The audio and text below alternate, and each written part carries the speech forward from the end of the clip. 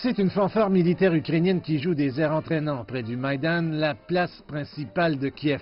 Il y a 4 ans, c'était le lieu de batailles de rue redoutables qui ont fait plus de 100 morts.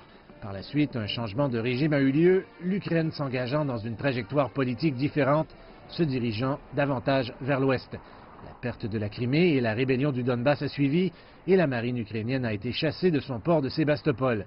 Odessa devint alors la base principale des navires restants.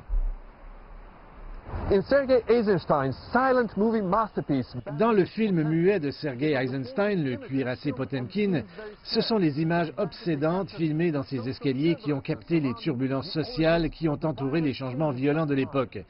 La tension est revenue à Odessa, mais maintenant, ce pourrait bientôt être les navires d'un autre pays qui pourraient être amarrés à la base navale située à proximité.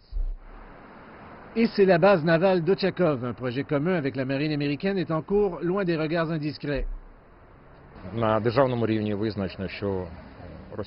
Dans la mesure où l'Ukraine reconnaît la Russie en tant qu'agresseur, nous sommes évidemment prêts à nous défendre contre cette menace maritime et à contrer la marine russe.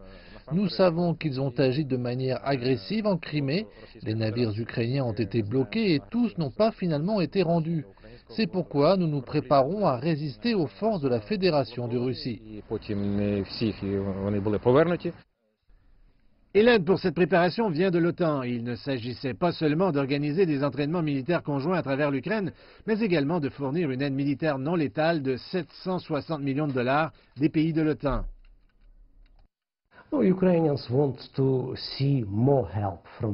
Les Ukrainiens veulent plus d'aide de l'OTAN, c'est absolument clair. Les Ukrainiens espèrent qu'un jour l'OTAN nous soutiendra et que nous rétablirons notre territoire et sauverons notre intégrité.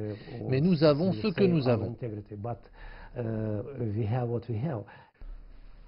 L'Ukraine aspire à devenir membre de l'OTAN et c'est pourquoi elle a essayé d'établir une collaboration militaire non seulement avec les pays membres, mais l'organisation dans son ensemble. Mais tout le monde en Ukraine ne soutient pas cette direction pro-OTAN.